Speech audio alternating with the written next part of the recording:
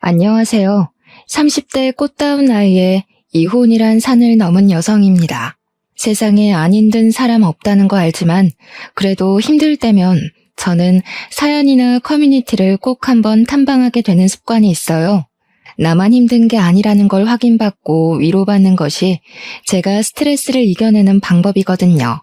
그래서 사연을 돌고 돌며 청취하기만 했는데 제가 사연자가 되어볼 줄은 또 몰랐네요.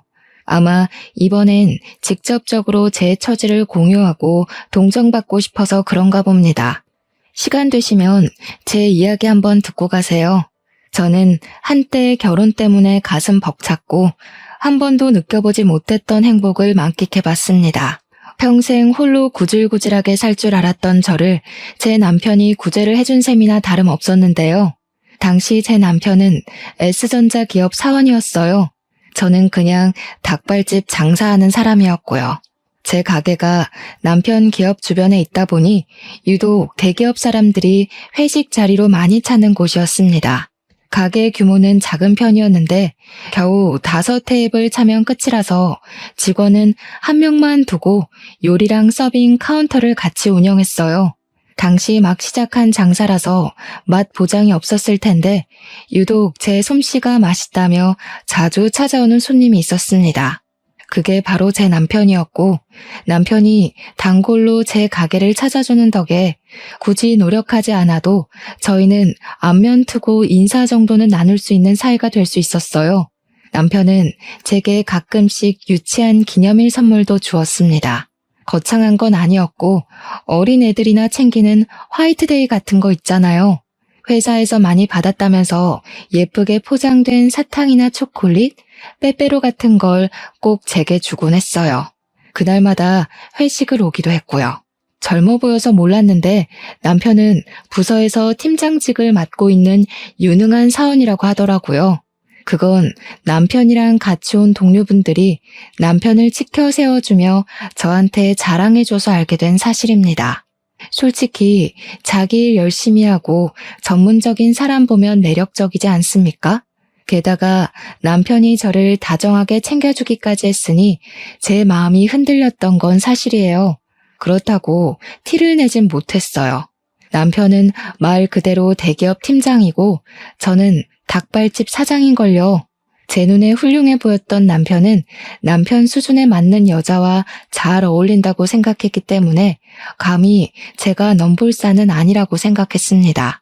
그렇게 저 혼자 남편으로부터 마음의 선을 단단히 긋고 지냈는데 어쩌다가 남편과 결혼까지 하게 된 줄 아시나요? 바로 생각지도 못한 저희 아르바이트생 때문이었습니다.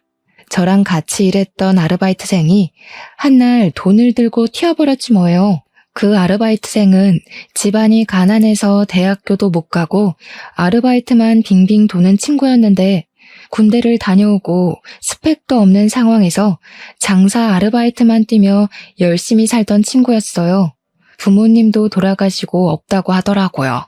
처음 그 사정을 들었는데 힘겹게 사는 청년을 보니까 그저 각박하기만 한 세상인 것 같아 어른인 제가 대신 미안해지는 겁니다. 그래서 제가 아르바이트생으로 받아주었어요.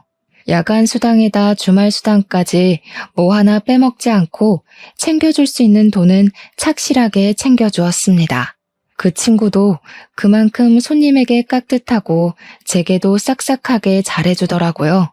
그렇게 이모 조카 사이처럼 6개월간 믿고 같이 일했어요. 그런데 남편이 있던 그날 갑자기 돈통에 돈을 들고 튀어버린 거 아니겠습니까? 절대 그럴 아이가 아닌데. 근데 신기했던 건 남편이 하필 그 녀석을 눈여겨보고 있었나 보더라고요. 제가 알아채기도 전에 남편이 먼저 가게를 뛰쳐나갔고 저는 남편 동료들에게 사정을 들어서 뒤늦게 쫓아나갔습니다. 얼마 안 간 지점에서 남편이 그 친구를 힘으로 우악스럽게 결박하고 있더라고요. 남편은 그 친구 욕을 서슴지 않으면서 이런 애들 그냥 봐주면 다음에 똑같은 짓 또 한다며 경찰로 끌고 가려고 했는데 그 순간 저는 그 친구가 울고 있는 걸 보았습니다. 사정이 있어 보였어요.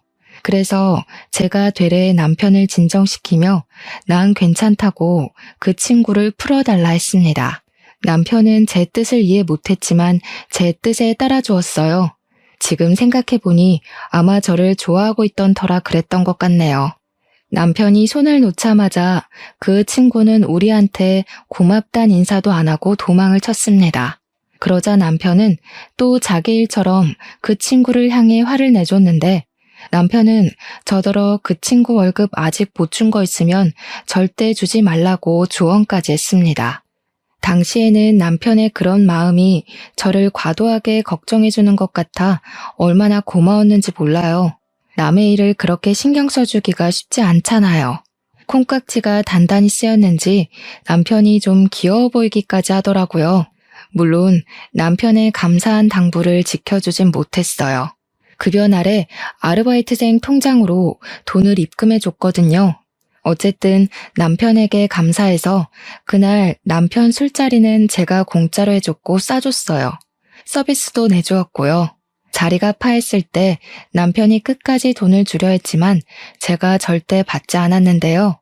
그러자 남편이 제게 그런 밥을 살 수 있도록 시간을 내달라고 하는 겁니다. 그때부터 저랑 남편의 마음이 같다는 걸 알게 되었고 저희의 인연이 시작되었습니다. 저희는 남편의 청혼으로 만난 지 1년 만에 결혼을 약속하게 됐어요. 근데 제가 청혼을 한 번에 허락한 건 아닙니다. 남편보다 들어오는 수익이 부족했던 저는 모은 돈도 별로 없었어요. 결혼은 같이 하는 거지 누구 하나가 손해보고 시작하면 안 되는 거잖아요. 그래서 청혼을 거절했고 남편에게 돈 좀 모으면 하자고 조심스레 말했습니다. 설마 내가 자기 사정 모르고 프로포즈 했을 것 같아? 내가 다 준비돼 있으니까 그냥 몸만 오라는데도. 정 마음이 안 좋으면 결혼하고 나한테 더 잘해주면 되지. 남편의 결혼하고자 하는 고집은 생각보다 강했습니다. 자기는 결혼에 환상이 있다면서 결혼하고 싶은 여자가 생겼고 서로 마음도 확인했는데 왜 돈 때문에 목표를 미뤄야 하는 건지 이해할 수 없다고 했어요. 제가 미안해서 그러는 거라고 하면 남편은 당연히 미안해할 필요 없다고 받아칠 뿐이었습니다. 할 수 없이 저는 남편의 성의를 받기로 했어요.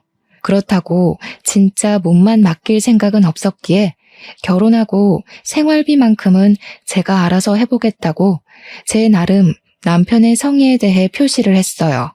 그렇게 앞으로 행복한 미래만 꿈꿀 거라 생각했던 저의 결혼은 생각보다 첫 고비가 빨리 찾아왔습니다. 남편이 갑자기 해고를 당한 거예요. 이제 식구가 된 마당에 얼마나 충격적인 소식입니까? 근데 또 해고는 예민한 문제라서 막 물어볼 수 없잖아요. 그래서 최대한 남편 아픈 곳은 안 건드리게 조심스레 물어봤거든요. 남편이 난처해하면서 말해줬는데 이유가 음주운전 때문이라네요. 해고 이유를 듣는 순간 맥이 탁 풀려버리더라고요. 회사에 막중한 피해를 입혔다든지 상사랑 무슨 갈등이 있었다든지 남편에게 상당히 속상한 이유일 줄 알았는데 음주운전이라니 남편 말로는 한 잔만 마셔서 괜찮을 줄 알았대요. 근데 재수없게 음주 단속에 걸렸고 심지어 측정 거부하다가 경찰이랑 실랑이까지 벌였다고 하는 거 아닙니까? 그래서 해고를 당했다고 했어요. 남편이 100번 1000번 잘못한 일이고 저도 그 소리 듣고 남편을 많이 나무랐습니다. 그런데 한편으로는 음주운전이 잘못인 거 아는데 힘들게 입사한 대기업에서 음주운전 한 번 했다고 막 해고를 시켜버리는 건지 순응하기가 싫더라고요. 저도 당시엔 심장이 벌렁거려 그런 아니란 생각을 했던 것 같습니다. 어처구니 없는 일은 이뿐만이 아니었어요. 남편이 주로 우편물 오면 확인을 하고 버릴 건 버리고 했기 때문에 저는 우편물을 일체 신경 쓰지 않았어요. 제가 신용카드를 쓰는 것도 아니고 딱히 제 앞으로 올 만한 건 없었거든요. 그래서 그동안 몰랐는데 남편이 늦잠을 자던 날 저는 출근 준비를 하던 시간이었거든요. 주방을 들락날락 하는데 식탁 밑에 우편물 하나가 떨어져 있더라고요. 보니까 건강보험 자격에 관한 내용이었습니다. 남편이 제 밑으로 건강보험이 이전됐더라고요. 그건 일을 그만뒀을 때 오는 거잖아요. 남편이 해고당해서 일을 안 하고 있으니 건강보험이 내 밑으로 들어오겠다 생각은 했었어요. 근데 문제는 날짜라는 겁니다. 날짜가 남편이 해고된 날의 일자가 아니었어요. 남편의 보험 자격 상실 시기가 우리 결혼식 날짜보다 일주일 전으로 기재되어 있더라고요. 이게 어떻게 된 사실인가 싶어서 늦잠 자는 남편을 깨워 추궁을 했어요. 남편은 뭉구적거리며 일어나더니 우편물을 보고는 정신을 번쩍 차렸습니다. 자고 일어나서 그런지 변명을 생각할 정신도 없었나 봐요. 다짜고짜 제 앞에 무릎을 꿇으면서 잘못했다고 사과를 하는 게 아니겠어요? 사실은 남편이 결혼 전에 해고가 된 것이 맞고 자기가 이 사실을 밝히면 제가 결혼을 물을까봐 숨겼다고 하더라고요. 그동안 제가 차려주는 아침을 먹고 일을 나간 것도 출근하는 척이었대요. 어쩐지 다시 생각해보면 남편이 재택근무도 자주 하고 매일 늦잠을 자긴 했었어요. 제가 대기업 사정까진 잘 몰라서 그땐 남편이 그냥 정말로 자유롭게 재택근무를 많이 할 수 있는 좋은 회사를 다니고 있구나, 그렇게만 생각했습니다. 누가 해고당해서 출근하는 척 연기를 하고 있는 줄 알았겠습니까? 그런 거짓말을 할 거란 상상도 못했는걸요. 순간적으로 열이 확 오른 저는 남편에게 끝내 솔직하게 말했어야지 라고 하면서 처음으로 성질을 냈습니다. 남편이 더 기가 죽어서는 고개를 아예 못 들더라고요. 제가 마음이 참 약한 사람이거든요. 화가 나는 건 화가 나는 거고 남편이 주눅 들어있는 모습을 보니까 저한테 말 못하고 혼자 끙끙 앓으며 마음고생한 게 안타까운 거 있죠.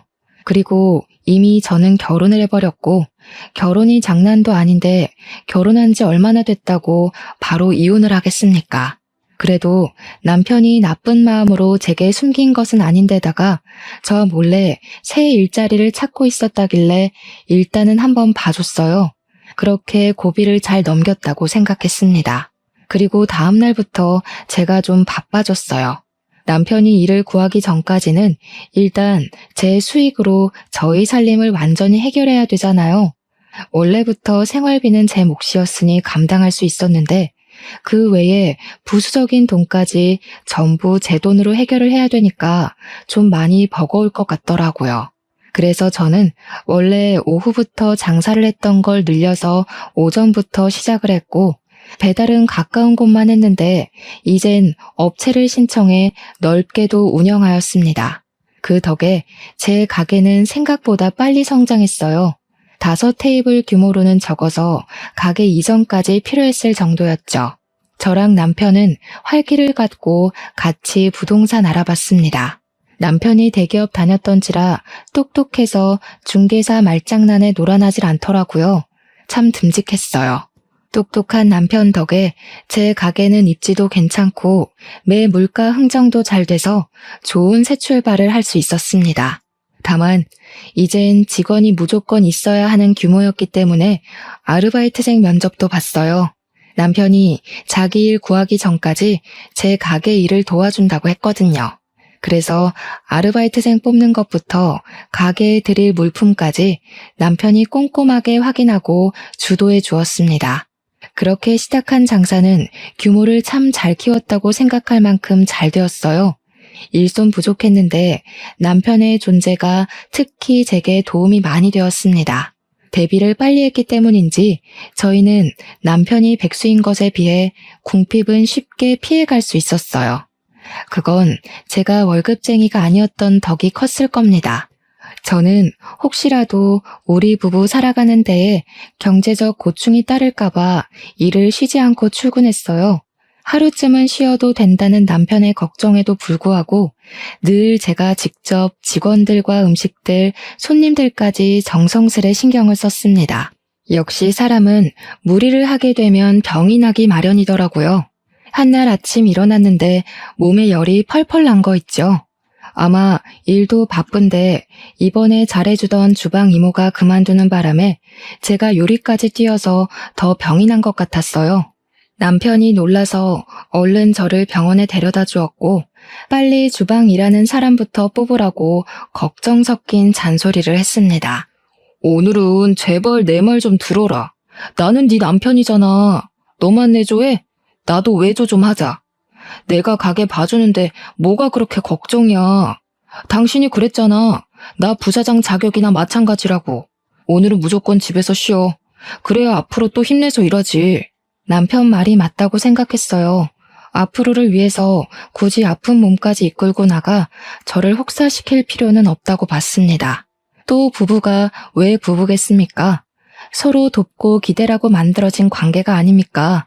그렇게 저는 남편 존재의 소중함을 느끼며 그날 하루는 남편에게 가게를 맡겼습니다. 덕분에 오랜만에 쉬었던 저는 고작 하루 쉬었을 뿐인데 배터리가 충전된 느낌이었어요. 출근하면 힘든 건 마찬가지였지만 그래도 다시 기운내서 일할 수 있었습니다. 다 남편 덕분이라고 생각했어요. 그날 고생한 남편을 위해서 제가 지갑도 하나 사주었습니다. 그런데 남편이 제 선물을 받고도 좀 떨떠름해 하더라고요. 저희는 부부니까 표정만 봐도 기분을 눈치챌 수 있잖아요. 남편한테 무슨 안 좋은 일 있냐고 물었거든요. 그러자 남편이 마치 제가 물어봐 주길 기다렸다는 듯이 냉큼 얘기를 하는데 갑작스럽게 뱉는 그 말이 기가 찼습니다. 자기가 여태까지 대기업 일하면서 오전부터 야근에다 주말에도 필요하면 출근을 했어야 했대요. 대학 졸업하고 바로 취직이 된 거라서 졸업 후로 한 번도 쉬어본 적이 없다는 겁니다. 그러면서 마지막에 하는 말이 진짜 하고 싶은 말이었던 것 같은데 갑자기 여행을 다녀오겠다고 하는 거 아니겠어요? 여행? 가게는 어쩌고 뜬금없이 여행을 가? 자기 쉬고 싶은 거 알겠는데 지금 우리 가게 사정 알잖아. 주방 이모도 아직 못 구해서 일손 정말 부족해. 솔직히 내가 많이 봐줬잖아. 그리고 가게가 당신 거지 내 거야? 나 진짜 이대로 안 쉬고 평생 일만 하면 우울증 올 것 같아. 딱 한 달만 쉬고 싶어. 나도 가게 시작하면서 한 번도 쉰 적 없어. 누군 안 놀고 싶어서 가게에 붙어 있어? 여행은 무슨 여행이야. 철없는 소리 좀 하지 마. 아, 진짜 너는 꼭 이런 식이더라. 돈돈거리지 좀 마. 사람이 돈 때문에 사냐? 살 만큼만 벌면 되는 거지. 뭐 얼마나 떼부자 되려고. 솔직히 네가 이렇게 돈에 혈안돼 있는 거 볼 때마다 내가 더 숨 막히거든? 제발 사람 좀 살자, 어?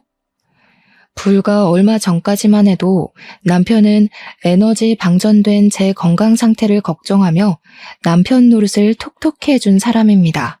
그런데 그 사이 별일도 없었는데 갑자기 여행 타령은 뭐며 느닷없이 저한테 투정 아닌 투정을 부리는 걸까요? 그날 저는 남편의 의사를 못 들은 채로 치부하며 거절했어요. 여행도 상황 봐가면서 해야 되잖아요. 돈 버는 사람 따로 있고 돈 쓰는 사람 따로 있나요?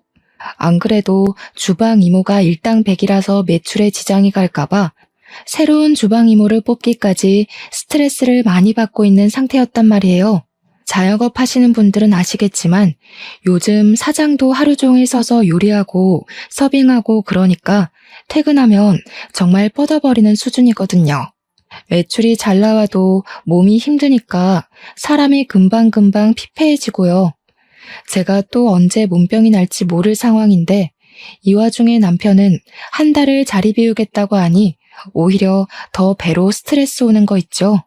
남편이 꼴보기 싫기까지 하더라고요. 그래서 네 돈으로 가겠다면 안 말린다고 해버렸어요.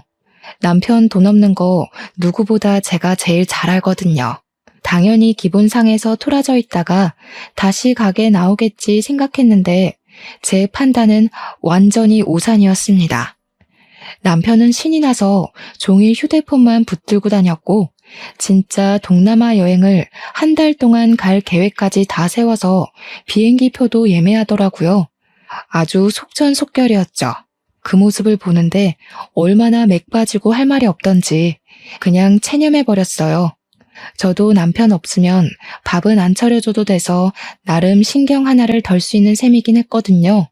한 달 동안 옆에서 스트레스 주는 사람 줄었다고 나름 좋게 생각하려 했습니다. 어차피 제 돈도 아니니까요. 그렇게 한 달이 지났고 한 달 동안 정말 먼저 연락도 안 한 남편이 귀국을 했어요. 여행을 다녀온 남편은 제게 반갑다는 기색도 딱히 없었고 그저 가게 요즘 어떠냐고 묻는 게 다였습니다. 어떻게 제가 잘 지내냐고 먼저 연락해주지 않는 이상 한 번도 연락을 안 했던 건지 미치게 따지고 싶었지만 그마저도 기운 빠지는 일이라 하기 싫더라고요. 남편은 언제 놀다 왔냐는 듯 다시 제 일을 도와주기 시작했는데요. 제가 남편에게 약간의 정이 떨어진 것처럼 남편도 어째 여행을 다녀온 후로 딴 사람이 된 것 같은 느낌이 들었습니다. 원래 남편은 제 역할 못지않게 가게를 책임지는 책임자로서 역할을 톡톡히 하던 사람이었어요. 그래서 직원들도 제가 없으면 남편을 사장님 대우해줬고 남편도 진짜 사장처럼 직원들을 잘 챙겼습니다. 그런데 여행을 다녀오고 마음이 해이해 있어서 그런 건지 모르겠지만 일이 바쁜데 굳이 직원을 불러서 자기 일을 대신 시켰고 직원들한테 재미없는 아재 농담이나 치고 어떻게든 일을 남한테 미루거나 딴짓을 골라서 했어요. 또 친구랑 약속 있다고 일을 제대로 안 나오는 것도 다반사였습니다. 친구랑 논다고 가게 안 나올 때면 퇴근할 때까지 연락이 없어요. 그렇게 제가 혼자 뒷정리 끝내고 퇴근해서 집에 가면 남편이 이미 자고 있는 상황이 점점 생활화되어 가고 있었습니다. 나중에는 오히려 남편이 가끔씩 가게를 나오는 게 더 걸리적거릴 정도로 도움이 안 됐어요. 남편이랑 대화 좀 해보려고 해도 마감 전에 쥐도 새도 모르게 쌩 집으로 가버려서 먼저 자고 있으니 제가 어떻게 대화를 시도할 수가 없었어요. 남편이 퇴근해버린 것도 다른 직원이 말해줘서 아는 수준이었는데 대화할 시간이 어디에 있었겠습니까? 남편이랑 점점 남남이 되어가는 사이 놀랍게도 장사는 갈수록 매출 대박을 쳤어요. 그러길 6개월 지났습니다. 중간에 괜찮은 주방 이모도 무사히 고용을 했고 덕분에 조금은 숨 고르며 일을 할 수 있었어요. 자리가 꽤 잡혀가는 것 같았죠. 하지만 남편이 제게 매출을 물어볼 때는 거짓말을 했습니다. 매번 장사 다 거기서 거기라서 겨우 수익 조금 낸다고만 했어요. 남편이 돈 없는 사람인 걸 제가 잘 안다고 그랬잖아요. 왠지 가게에 돈 좀 생기면 달라고 할 것 같더라고요. 아니나 다를까 제가 아무리 거짓말을 해봤자 가게 현장까지 어떻게 속이겠습니까? 남편이 가게 왔다가 손님 바글바글한 걸 며칠 지켜보는 것 같더니 매출 상황을 눈치챘나 보더라고요. 똑똑한 머리를 그런데 굴리니까 얼마나 볼품없고 째째해 보이는지 몰라요. 남편은 이제 저한테 대놓고 돈 좀 달라고까지 했습니다. 무슨 돈? 나한테 돈 맡겨놨어? 그동안 잘만 놀러 다녔잖아. 나 몰래 꽁쳐놓은 돈 있는 거 아니었나? 아, 좀 빌려줘.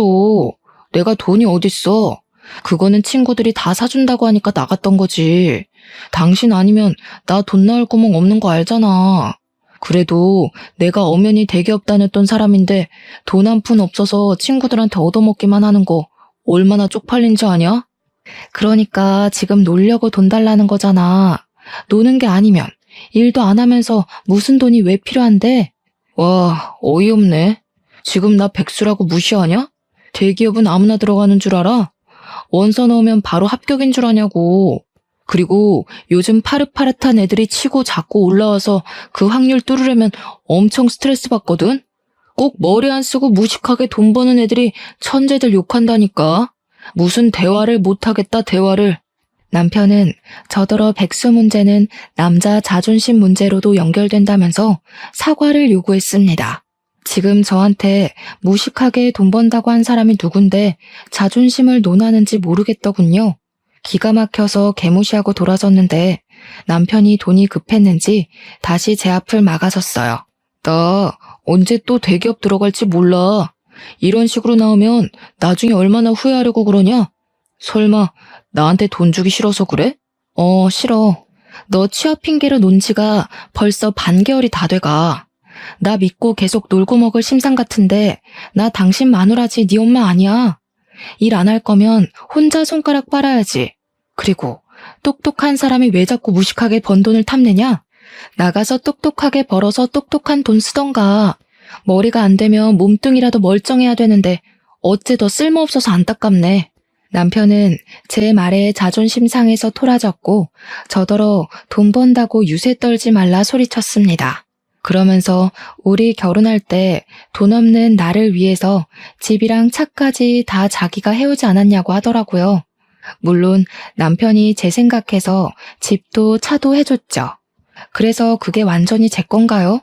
집도 남편 명의로 되어 있고 차도 내가 운전을 못해서 자기 혼자 타고 다니는 주제에 마치 저를 위해서 전부를 바친 것처럼 말을 하는 게 웃겼습니다. 당시 집이랑 차로 청혼을 받았을 땐 그렇게 낭만적이라고 생각했는데 현실을 제대로 알고 보니까 제가 확실히 콩깍지에 눈이 가리긴 했더라고요. 어쨌든 더 이상 집과 차에 감흥이 없어서 남편한테 있는 그대로의 감정을 말했더니 이젠 남편이 저더러 양아치라고 욕을 하기 시작했어요. 솔직히 집이랑 차는 내 돈이 아니면 부모님 돈으로라도 대줘야 하는 거야. 근데 그거 내가 다 봐줬잖아. 이제 와서 명의 얘기를 한다고? 그 말은 지금 집이랑 차가 갖고 싶다는 거야, 뭐야? 누가 그렇대? 네가 집이랑 차 다 네 거라고 하는 것처럼 나도 생활비랑 용돈 다 내 거라고 말하는 건데 우리 집 돌아가는 수익 전부 다 내 거잖아. 근데 내가 왜 당신한테 돈을 줘야 되냐는 거지. 집 있고 차 있는 양반이 내 돈까지 탐내려고? 부부끼리 네 거 내 거 따지는 인간들 보면 진짜 밥맛 떨어졌는데 그 밥맛이 내 옆에도 있었네. 우리 부모님이 너 착한 줄 알고 얼마나 좋아했는데 진짜 실망이다. 저희는 일 때문에 서울에 살았는데 시부모는 원래 시골 사람이라서 내내 시골에만 계셨어요. 남편이 대기업 들어가는 덕에 시부모가 아들 잘 키웠다고 그렇게 좋아했고 며느리인 저를 보고도 항상 좋은 처자가 아들 옆에 붙었다며 잘해주셨던 분들입니다. 저희가 시댁에 방문하면 늘 제 입맛에 맞춰서 음식을 준비해주기도 했어요. 그래서 저도 시부모가 좋아서 참 잘 따랐고 명절마다 늘 시댁에 먼저 들려 인사한 뒤 친정을 내려갔습니다. 시댁에 드린 용돈도 친정에 주는 만큼 제가 항상 따로 챙겨줬어요. 그때마다 시부모는 꼭 10만 원씩 다시 돌려주곤 했습니다. 며느리가 좋아서 주는 용돈이라면서요. 그런 좋은 부모 밑에서 이런 철딱선이 없는 아들이 있다는 게 너무 안타까울 따름이었습니다. 남편은 그날로 제게 돈을 못 받아가 근 2주를 삐쳐 있었어요. 진짜 대단하지 않습니까? 근데 더 대단한 건 토라진 걸 표시라도 하고 싶었는지 자기 집이니까 집주인 마음대로 할 거라고 제 베개랑 여분 이불을 방문 밖에 내놨더라고요. 퇴근하고 왔는데 굉장히 황당했습니다. 저희 집은 3룸이라서 하나는 방, 하나는 드레스룸으로 쓰고 있었어요. 마땅히 잘만한 방이 없어서 저는 할 수 없이 거실 소파에서 잤습니다. 남편이 삐쳐있는 기간 동안 말이죠. 남편은 사춘기 소년이 반항하는 것처럼 가게에도 안 나타났고 출퇴근할 땐 자는 건지 방 밖으로 나오질 않았어요. 부부가 한 지붕 아래 사는데도 서로 얼굴 잘 못 보고 살았습니다. 제가 돈을 안 줬으니 돈이 없어서 더 이상 남편이 외출은 못하고 있는 줄 알았는데 그건 또 아니더라고요. 어쩔 땐 새벽에 퇴근하는 저보다 늦게 들어올 때가 있었어요. 그러든가 말든가 저를 투명인간 취급하는 사람에게 저도 똑같이 무시해주며 지냈을 뿐입니다. 그러던 어느 날이었어요. 출근하려고 신발장을 나갔는데 처음 보는 남자 구두가 한 켤레 있더라고요. 남편한테 분명 돈이 없을 텐데 왜 새 것인 남자 구두가 있는 건지 몰랐습니다. 신발장을 열어보니까 처음 보는 신발이 구두 말고도 몇 개 더 있더라고요. 솔직히 돈도 없는 양반이 어디서 돈이 나서 저런 걸 샀나 궁금하잖아요. 그래서 우리 사이에 침묵을 깨기 위해서 제가 먼저 안방 찾아가 노크를 했습니다. 근데 남편이 아직 자고 있는 건지 반응이 없더라고요. 방문도 잠겨 있었어요. 저는 출근 시간 때문에 할 수 없이 추궁은 뒤로 미뤘고 가게로 갔습니다.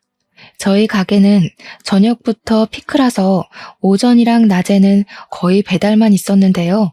그날도 매장이 조용하고 평범했던 날이었어요. 제가 한참 남편 새 신발 생각 때문에 정신 팔려 있을 무렵 손님이 들어왔는데 반사적으로 인사를 하려는 그때 저는 들어온 손님을 한참 쳐다보는 실례를 저질렀습니다. 안녕하셨어요, 사장님. 저 기억하실지 모르겠는데 희성이에요. 사장님 닭발집에서 돈 훔쳐갔던. 어디서 봤나 했더니 친구가 자신을 설명해주는 덕에 바로 떠올릴 수 있었어요. 당시에 그 친구가 27살이었는데 다시 나타난 그날은 제법 30을 앞둔 티가 나는 행색이더라고요. 일단 저는 너무 놀라고 반가워서 얼른 그 친구한테 쫓아가 인사를 했습니다. 멋있어졌다고 어떻게 지냈냐고 정신없이 안부를 물었죠. 그래도 한때 믿고 일했던 귀여운 친구였거든요. 근데 반가워서 들뜬 저와 달리 그 친구 표정은 기운이 없더라고요. 저한테 미안해하는 것 같았습니다. 아니나 다를까 그 친구가 나를 찾아온 것이 바로 그 이유였어요. 저한테 과거의 자기 실수를 사과하면서 그때 훔쳐간 돈을 갚으러 왔다고 봉투를 주더라고요. 저 중소기업 무역 쪽에 취직했어요. 다 사장님 덕분이에요. 꼭 취업해서 갚으려고 사장님 생각만 하면서 공부했더니 학벌 없어도 제 깡이랑 자격증 보고 합격시켜 주더라고요. 너무 잘된 일이라고 생각했습니다. 진심으로 축하를 해주었고 마치 제 조카가 취업을 한 것처럼 기특했지만 그건 그거일 뿐이었어요. 차마 그 친구가 주는 돈은 받을 수가 없겠더라고요. 바로 거절을 했더니 그 친구도 의지를 굽히지 않고 계속 돈을 내밀었습니다. 너 사정 어려운 거 알고 그냥 보낸 거야. 네가 나쁜 애 아니라는 것도 알고 있었고 또 날 안 잊고 이렇게 사과하러 와줬잖아. 그걸로 이미 다 갚은 거지. 그래도 그 친구가 제게 죄책감을 갖고 있는 것 같아서 그 봉투를 받았어요. 그리고 다시 그 친구에게 돌려주면서 취업 축하 용돈이라고 했습니다. 그러니까 그 친구가 참고 있던 눈물을 보이더라고요. 부모 형제 없이 얼마나 이악 물고 컸을까 싶어 제 마음이 다 아팠어요. 일단 저는 이 기특한 친구에게 밥 한 끼 대접하려고 그 친구를 한쪽에 앉히고 직원들에게 식사 준비를 부탁했습니다. 그리곤 그간의 안부를 나누게 되었는데요. 한참 얘기하다 보니 그날 소매치기 사건까지 얘기하게 돼버렸어요.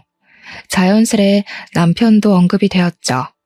제가 그 친구에게 그때 널 붙잡았던 남자랑 결혼하게 되었다고 했더니 놀랄 줄 알았는데 의외로 무반응이더라고요.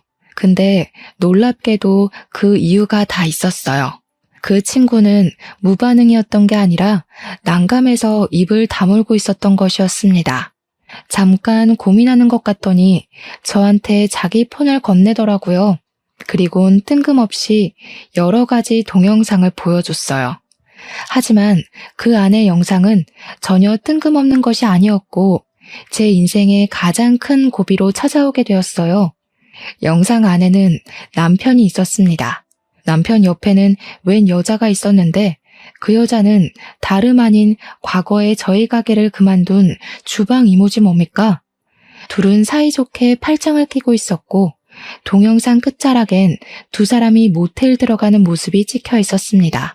이미 이것만으로도 저는 남편에게 모든 믿음이 바닥나 버렸어요. 근데 그 친구가 뭘 하나 더 보여주더라고요.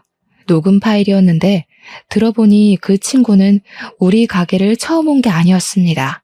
하필 제가 아팠던 날 왔던 것 같아요. 녹음 파일 안에서는 우리 가게 직원 목소리가 들렸는데 계산하는 상황 같았습니다. 근데 그 친구가 큰 목소리 말고 주변 소음을 집중해서 들어보라고 하더라고요. 그랬더니 놀랍게도 남편 목소리가 겹쳐 들렸어요. 녹음 날짜를 확인했는데 역시나 제가 아팠던 날이 맞았습니다. 저는 진정이 안 되는 심장을 부여잡고 좀 더 녹음 내용을 자세히 들어보았어요. 거기서 완전 기가 막힌 사실을 알게 되었습니다. 남편이 매니저 직원한테 현금 좀 빼가갔다는 말이 들렸고 매니저는 잔돈이 모자라서 안 된다고 실랑이를 벌이고 있는 중이었어요. 그 친구는 저한테 인사를 하러 온 거였는데 그때 저는 가게에 없었고 과거에 자기를 붙잡았던 그 남자만 있다는 걸 알았다네요. 그래서 다른 직원한테 조심스레 남편과 저의 관계를 물어본 후에야 부부 사이인 걸 알았다고 했습니다. 그 친구 눈에 남편의 태도나 행실이 불량해 보였나 봐요. 그 친구는 그날 계산하면서 몰래 녹음을 해야 할 것만 같았고 끝내 현금을 빼간 남편을 몰래 쫓았다고 했습니다. 그렇게 얻어 걸린 게 남편이랑 주방 이모가 모텔 앞에서 만나는 장면이었다고 했어요. 그러니까 남편은 그날 내 가게에서 모텔비를 챙겨 주방 이모랑 놀았던 겁니다.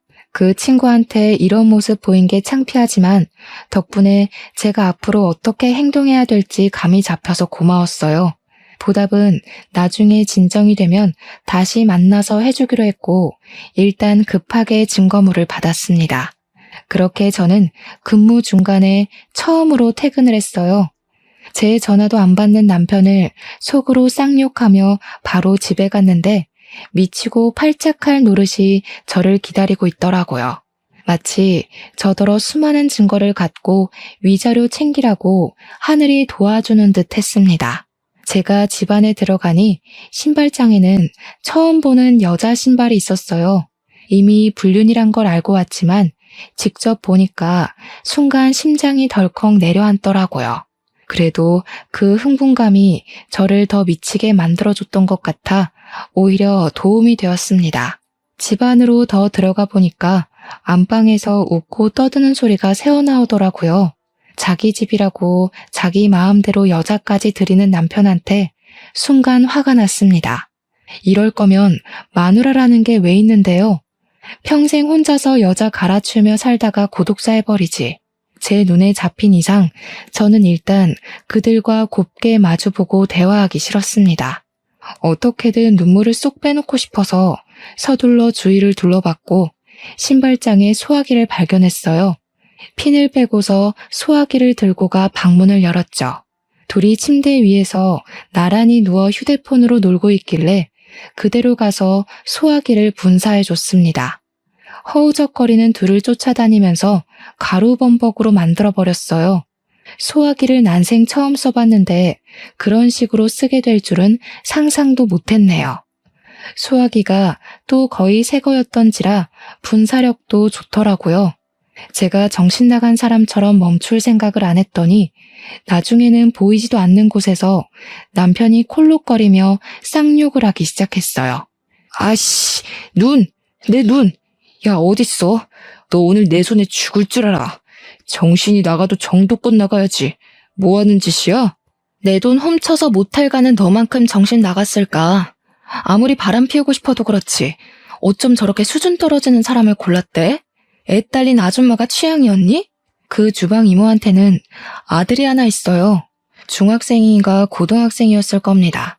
그래서 그 이모 나이가 꽤 많았다는 거예요. 남편보다 무려 10살이나 더 들었죠. 무슨 조합인지는 모르겠던 저는 단지 기가 차서 둘 낯짝을 다시 보기 위해 베란다에 있는 호수를 끌어왔습니다. 둘의 형상이 비치는 곳으로 분사를 했어요. 그랬더니 또 한 번 고함 소리가 온 방 안을 휘저었고 둘은 물이 오는 방향을 겨우 찾아서 방 밖을 빠져나갔습니다. 소화기 가루와 물이 섞여 끈적끈적하게 젖은 꼴들이 웃기더라고요. 그걸 놓치기 아까워 저는 당장 동영상을 찍어줬고 특히 나이에 맞지 않는 옷을 입고 있는 주방 이모 모습을 많이 찍었습니다. 이모, 주제를 알아야지. 저 남자가 진짜 이모 좋아해서 만나주는 거라 생각해요? 저 새끼 거지라서 내 돈 빼가서 이모한테 퍼부은 거일 텐데 제가 대기업 다녔다고 자랑했죠. 그 잘난 대기업 음주 때문에 해고당했어요. 근데 웃긴 건 뭔지 알아요? 음주운전이 한 번이 아니었더라고요. 남편은 이미 음주운전으로 2번의 경고를 더 받은 상태였는데 저를 만나고 또 음주운전 사고가 생긴 거였다고 했어요. 그럼 총 3번이라는 거잖아요. 대기업에선 2번만 음주운전을 해도 해고 위기를 맞는데요. 그런데 부서 팀장이라는 사람이 불량스럽게 음주운전을 3번이나 했으니 해고 당할 만했던 겁니다. 이미 당시 회사 내부에서 인성 쓰레기로 유명했던 일화래요. 오랜만에 제 가게를 방문했던 남편 동료들이 몰랐냐면서 제게 알려줬던 사실이었습니다. 뭔 상관이야. 적어도 너보다는 나를 더 좋아하니까 나한테 남의 돈 훔쳐서라도 퍼줬겠지. 세상 참 긍정적으로 살아서 좋겠어요. 아들한테 큰 도움이 될 것 같네요. 이런 천박한 짓 하고도 아들한테 평생 숨길 수 있을 거라 생각한 건 아니죠? 앞으로 아들은 어쩌나? 엄마 때문에 학교 힘들게 다니겠네. 저는 동영상을 끊고 남편한테 이혼 소송하겠다 통보도 해줬습니다. 너한테 겨우 있는 집이랑 차, 그거 내 거 만들어줘서 고마워. 위자료 받아서 내가 더 좋은 집이랑 좋은 차 살게. 그래도 네 덕분에 나 면허 따겠다. 땡큐. 남편은 얼굴에 이물질을 닦아내면서도 제 말을 듣긴 한 건지 순간 저를 향해 손에 집히는 대로 물건을 던지기 시작했어요. 다행히도 눈에 뵈는 게 없어서 그런지 아직도 기침을 하면서 조준을 잘 못하더라고요. 야, 그럼 내가 일해줬던 돈이라도 내놔. 떼먹으면 마누라고 뭐고 바로 노동청에 신고할 거야? 저런 머저리 같은 게 뭐 훌륭해 보인다고 좋아했는지 모르겠다. 대기업 다녔다는 사람이 가족 사업엔 근로신고 안 되는 것도 몰랐냐? 근로기준법에도 이따위 무시가. 그러니까 네가 술 먹고 해고나 되는 거야. 남편이 화가 나서 무작정 저한테 달려들려고 했는데 자기 발까지 흘러내린 이물질 때문에 혼자 벌러덩 나자빠져 버렸어요. 그건 똑같은 불륜이라고 주방 이모마저 미끄러져 비명 지르고 난리더라고요. 제가 자기 아들한테 불륜 사실 밝힌다고 하니까 성급하게 저를 덮치려다가 넘어진 거였어요. 주방 이모는 자기가 잘못된 판단을 했단 걸 반성이라고 하는 건지 바로 남편을 버리겠다는 쉰소리까지 해댔는데요. 내가 미안해. 제발 우리 아들한테만 말하지 마. 내가 뭐든 다 할게. 네가 시키는 거면 개똥도 퍼먹을 수 있어. 그러니까 제발 우리 아들한테만 비밀로 해줘. 다시는 네 남편 앞에 안 나타낼 테니까. 부탁이야. 내가 일도 잘해줬었잖아. 우리 집 반찬도 많이 챙겨줬고. 그러니까요. 왜 멍청한 짓을 해서 아들 보기 쪽팔린 짓을 하세요? 그래도 혹시 알아요? 그렇게 절절한 마인드로 아들한테 잘 빌어보면 아들이 눈 감아줄 수도 있잖아요. 진짜 그 정도는 빌어야 천륜 안 끊길 거예요. 그렇게 저는 신혼집 같지도 않은 구렁텅이를 빠져나왔습니다. 동네방네 소문나라고 문까지 열어놓고 나와버렸어요. 그렇잖아도 고맙게 남편이랑 상간녀 둘이서 소리를 고래고래 질러주더라고요. 그렇게 상간녀 소송과 이혼 소송한 걸로 저는 위자료를 받았고 남편은 정말 가진 돈이 없어서 빈털터리가 된 듯했어요. 뭔 상관인가요? 저는 그저 오래간만에 여유가 생겨 친정 부모님에게도 용돈 주고 저 개인적으로 원했던 구조물의 집도 사고 또 진짜로 면허까지 땄습니다. 의지가 될 줄 알았던 남편이 하나 없어졌을 뿐인데 세상 만물들이 다 아름다워 보였어요.